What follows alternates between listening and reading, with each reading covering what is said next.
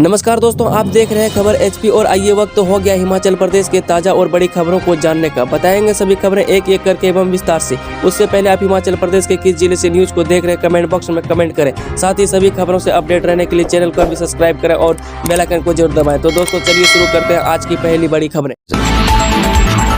हिमाचल में 1,18,000 कर्मचारियों ने चुनी पुरानी पेंशन 346 रहना चाहते हैं एनपीएस में। जो हिमाचल प्रदेश में केवल 346 कर्मचारी राष्ट्रीय पेंशन प्रणाली यानी कि एनपीएस में रहना चाहते हैं। वह करीब 1,18,000 कर्मचारियों ने पुरानी पेंशन योजना यानी ओपीएस को चुना है।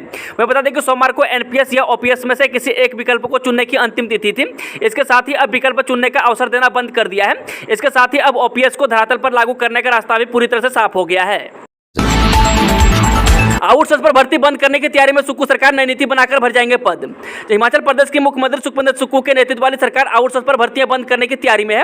हिमाचल प्रदेश सरकार पहले भी इस संबंध में एक उच्च स्तरीय बैठक कर चुकी है। वह सरकार के पुख्ता सूत्रों से मिली जानकारी के मुताबिक सरकार अब नई नीति बनाकर विभागों में खाली पड़े पदों को भरेगी। इसके अलावा मल्टीपर्पज पर कर्ज भी नीति के तहत ही विभागों में नौकरी कर सकेंगे। वे बताते कि हिमाचल प्रदेश सरकार का तर्क है कि आउटसोर्स भर्ती बंद होने से प्रदेश के युवाओं का शोषण खत्म होगा। साथ ही विभागों में ठेकेदारियों प्रथा पर भी अंकुश लगेगा। युक्तिकरण से प्राइमरी स्कूलों में तैनात होंगे शिक्षक। इन स्कूलों में शिक्षक नहीं प्रतिनियुक्ति के सहारे हो रही पढ़ाई। जो प्रदेश में बिना शिक्षकों के चल रहे प्राथमिक स्कूलों में प्रारंभिक शिक्षा विभाग जल्दी युक्तिकरण प्रक्रिया के तहत शिक्षकों की नियुक्ति शुरू करने जा रहा है। इसके बाद प्रदेश के प्राथमिक स्कूलों में शिक्षकों की कमी से बच्चों की पढ़ाई प्रभावित नहीं होगी। इस प्रक्रिया को धरातल पर उतारने के लिए विभाग ने कार्य शुरू कर दिया है। वही बता दें कि प्रदेश के प्रारंभिक शिक्षा निदेशालय ने प्रदेश में ऐसे प्राथमिक स्कूलों की सूची तैयार कर ली है जिसमें एक भी जेबीटी वर्तमान में नहीं है। वही बिना शिक्षकों वाले इन स्कूलों में प्रतिनियुक्ति के सहारे बच्चों की पढ़ाई चल रही है। वही प्रारंभिक शिक्षा निदेशालय के उच्च अधिकारियों का कहना है कि वर्तमान में प्रदेश भर में ऐसे 120 प्राथमिक स्कूल चल रहे हैं जिसमें एक भी जेबीटी तैनात नहीं है। वहीं इन स्कूलों में आसपास के स्कूलों से शिक्षकों को प्रतिनियुक्ति पर बुलाया जाता है। आउटसोर्स कंप्यूटर शिक्षकों के लिए पॉलिसी बनाने की अनुमति 25 जुलाई को होगी अगली सुनवाई। तो हिमाचल प्रदेश हाईकोर्ट ने सरकारी स्कूलों में आउटसोर्स आधार पर कार्यरत कंप्यूटर शिक्षकों के लिए पॉलिसी बनाने की छूट दे दी है। वहीं कोर्ट ने राज्य सरकार को यह छूट देते हुए स्पष्ट किया कि पॉलिसी बनाने में कंप्यूटर शिक्षकों की सेवाओं को नियमित करने से जुड़ी याचिकाओं का लंबित रहना सरकार के आड़े नहीं आएगा। वही मामले पर अगली सुनवाई 25 जुलाई को निर्धारित की गई है। वही बता दें कि न्यायाधीश विवेक सिंह ठाकुर ने यह आदेश पारित करते हुए सरकार को कहा है कि वह हाईकोर्ट के 5 जून 2014 के आदेशों को ध्यान में रखते हुए कंप्यूटर शिक्षकों के लिए पॉलिसी बनाने के लिए स्वतंत्र है। हिमाचल के 45 संस्थानों में भरी जाएगी 886 सीटें। आवेदन प्रक्रिया शुरू। जो 3 साल के जीएनएम यानी कि general nursing and midwifery course के लिए आवेदन प्रक्रिया शुरू हो गई है। Himachal Pradesh nursing registration council ने 3 साल के जीएनएम कोर्स के लिए आवेदन मांगे गए हैं। वही कोर्स के लिए पात्र अभ्यर्थी 20 जुलाई तक आवेदन कर सकते हैं। वो बताते हैं कि हिमाचल के 45 जीएनएम प्रशिक्षण संस्थान में 886 छात्रों को दाखिला दिया जाएगा। इनमें 6 सरकारी और 39 निजी संस्थान शामिल है। वह सरकारी संस्थान में 160 और निजी संस्थान में 726 सीटों पर जीएनएम कोर्स के लिए दाखिला होगा। वह बता कि जीएनएम एक ऐसा कोर्स है जिसमें विज्ञान, कला और वाणिज्य संकाय के अभ्यर्थी भी दाखिले के लिए आवेदन कर सकते हैं। वही आवेदन के लिए अभ्यर्थी के जमा 2 कक्षा में 40% अंक होने अनिवार्य है। वही अभ्यर्थी की आयु 17 और 35 वर्ष के बीच होनी चाहिए। वही अनुसूचित जाति, अनुसूचित जनजाति के लिए आयु नियमानुसार छूट दी गई है। वही जीएनएम कोर्स के लिए छात्रों को ऑफलाइन फॉर्म HPNRC के वेबसाइट से डाउनलोड करना होगा, जबकि आवेदन करने की फीस ऑनलाइन जमा करवानी होगी। हिमाचल प्रदेश के औद्योगिक प्रशिक्षण संस्थानों में 3 चरणों में मिलेगा दाखिला। हिमाचल प्रदेश के औद्योगिक प्रशिक्षण संस्थानों यानी कि ITI में 3 चरणों में प्रवेश मिलेगा। वही पहले 2 चरणों में ट्रेडों के हिसाब से 10वीं और 12वीं कक्षा के अंक मेरिट का आधार बनेंगे। वही तीसरे चरण में इसमें स्पॉट राउंड के तहत अभ्यर्थियों को प्रवेश मिलेगा। वही बता दें कि निदेशालय तकनीकी शिक्षा, व्यावसायिक एवं औद्योगिक प्रशिक्षण हिमाचल ने सूबे के 152 सरकारी और 140 निजी ITI में ऑनलाइन प्रवेश प्रक्रिया 28 जून से शुरू की गई है। वही प्रवेश प्रक्रिया 19 जुलाई तक चलेगी। वही पहले राउंड में सीटों का आवंटन 28 जुलाई को किया जाएगा। मुख्यमंत्री ग्रीन कवर मिशन से हिमाचल में 257 हेक्टेयर भूमि पर पौधारोपण करेगा वन विभाग। जो मुख्यमंत्री सुखविंदर सुक्खू ने कहा है कि बजट घोषणाओं को मूर्त रूप प्रदान करने के लिए वन विभाग मुख्यमंत्री ग्रीन कवर मिशन के अंतर्गत राज्य के 15 वन मंडलों में करीब 257 हेक्टेयर भूमि पर पौधारोपण करेगा। वही सीएम सुक्खू ने कहा कि राज्य के हरित आवरण को बढ़ाने की दृष्टिगत एक महत्वाकांक्षी पहल के तहत मुख्यमंत्री ग्रीन कवर मिशन की शुरुआत की गई है। इसके तहत राज्य में बंजर पहाड़ियों के बड़े हिस्से पर पौधारोपण के माध्यम से चयनित भूमि में पर्यावरण अनुकूल प्रजातियों का पौधारोपण कर पूरी पहाड़ी को हरित आवरण प्रदान किया जाएगा। इसके साथ ही उन्होंने कहा कि वन विभाग द्वारा इस वर्ष वर्षा ऋतु के दौरान मिशन के अंतर्गत पौधारोपण के लिए विशिष्ट क्षेत्रों की पहचान कर ली गई है। इनमें कुल्लू वन मंडल में 30 हेक्टेयर, नाहन और सोलन में 25-25 हेक्टेयर, पार्वती में 22 हेक्टेयर और किन्नौर वन मंडल में 20 हेक्टेयर भूमि पौधारोपण के लिए चिन्हित की गई है। प्रदेश में स्थापित होगा वेस्ट मटेरियल उद्योग। वन विकास निगम के उपाध्यक्ष खांची बोले युवाओं को मिलेगा रोजगार। हिमाचल में सुक्खू सरकार अब जंगल में पड़े वेस्ट मटेरियल में रोजगार के अवसर तलाशेगी, जिससे आने वाले समय न केवल युवाओं को रोजगार के अवसर प्राप्त होंगे बल्कि जंगल में वेस्ट मटेरियल से खिलौने आदि बनाए जा सकेंगे। इसके लिए सरकार ने तैयारी भी शुरू कर दी है। यह बात हिमाचल प्रदेश वन विकास निगम के उपाध्यक्ष केहर सिंह खांची ने कही। उन्होंने कहा कि सरकार वन विकास निगम के माध्यम से जंगल में पड़ी लकड़ी को 3 महीने के अंदर डिपो तक पहुंचाने का प्रयास कर रही है, ताकि यह लकड़ी जंगल में न सड़कर निगम का रेवेन्यू का हिस्सा बन सके। वही केहर सिंह खांची के प्रदेश के 5 दिवसीय दौरे पर हैं, जिसमें उन्होंने किन्नौर से अपने दौरे की शुरुआत की थी और उसके बाद लाहौल स्पीति से काजा और लाहौल के साथ कुल्लू तक का दौरा भी किया। केंद्र राज्य सरकार के बीच अटका सुखाश्रय विधेयक। जो मुख्यमंत्री बनने के बाद सुखविंदर सिंह सुक्खू द्वारा अनाथ बच्चों के पालन पोषण के लिए उठाए गए पहले कल्याणकारी कदम पर बनाया जा रहा कानून अभी केंद्र और राज्य के बीच अटक गया है। वह राजभवन ने विधानसभा से पारित बिल पर विधि सचिव की सलाह के बाद इसे राष्ट्रपति की मंजूरी के लिए दिल्ली भेज दिया है। वहीं अब केंद्रीय गृह मंत्रालय संबंधित विभागों के साथ इस बिल पर पहले चर्चा करेंगे और उसके बाद जवाब आएगा। वह विधानसभा के बजट सत्र में सामाजिक न्याय एवं अधिकारिता मंत्री कर्नल धनराम सांडल ने 5 अप्रैल 2023 को यह विधेयक विधानसभा में रखा था, जिसे 6 अप्रैल 2023 को विपक्षी दल भाजपा की गई आपत्तियों के बावजूद पारित किया गया था।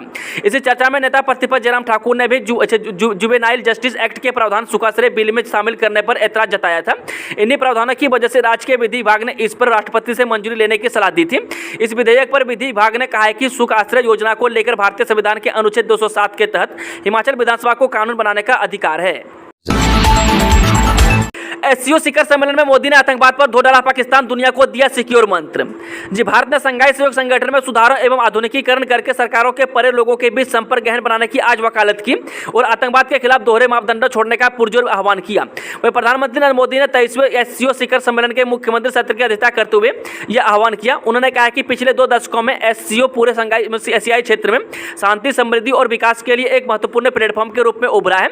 इस क्षेत्र के साथ भारत के हजारों वर्ष पुराने संस्कृति और जनता के बीच संबंध हमारी साझा विरासत का जीवन प्रमाण है। हम इस क्षेत्र को विस्तारित पड़ोसी नहीं, वह विस्तारित परिवार की तरह देखते हैं।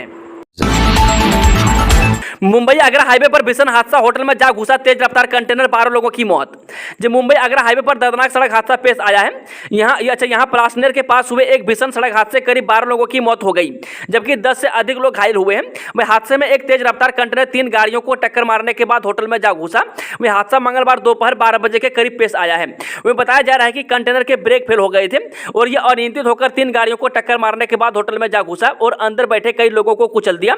इस हादसे में 12 लोगों की मौके पर ही मौत हो गई, जबकि 10 लोग घायल हुए हैं। वही घायलों को इलाज के लिए अस्पताल में भर्ती करवाया गया है।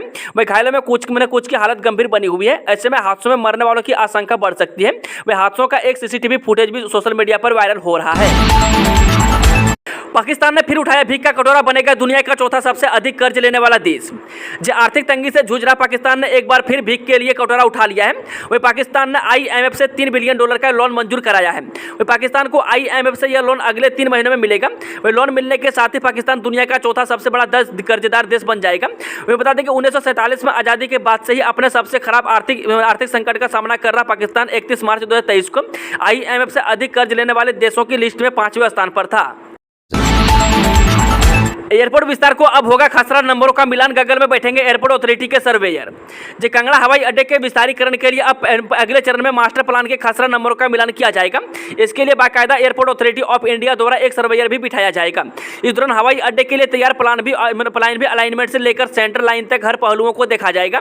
वह कितनी भूमि चाहिए और सेंट्रल लाइन से किस साइड कितनी भूमि अधिकृत की जाएगी, ऐसे सभी पहलुओं का बारीकी से अध्ययन कर उसे अंतिम रूप दिया जाएगा।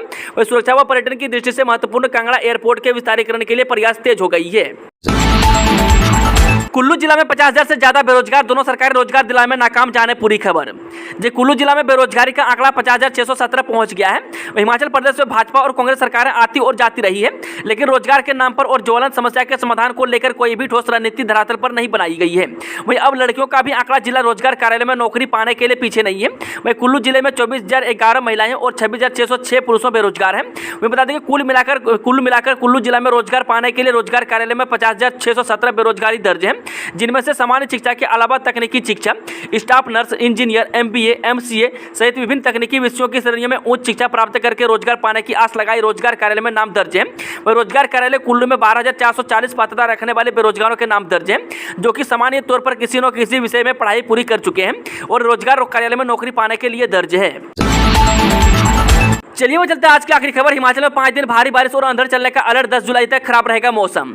हिमाचल प्रदेश में मानसून की रफ्तार पकड़ने की संभावना है। वही प्रदेश में 5 दिन भारी बारिश का अलर्ट जारी किया गया है। वही मौसम विज्ञान केंद्र शिमला के अनुसार प्रदेश के कई भागों में 10 जुलाई तक बारिश का सिलसिला जारी रहने के आसार हैं। वही 4, 5, 6, 7 व 8 जुलाई के लिए राज्य में भारी बारिश व अंधड़ चलने का येलो अलर्ट जारी किया गया है। वहीं आज सुबह शिमला व आसपास भागों में हल्की बारिश दर्ज की गई है। दोस्तों आज की खबरों का सिलसिला समाप्त होता है। अगर जानकारी पसंद आई तो वीडियो को लाइक, शेयर, चैनल को सब्सक्राइब जरूर करें और कमेंट बॉक्स में कमेंट करके बताएं कि आप न्यूज़ को किस जिले पंचायत से देख रहे हैं। Thank you, all the best, जय हिंद, जय हिमाचल।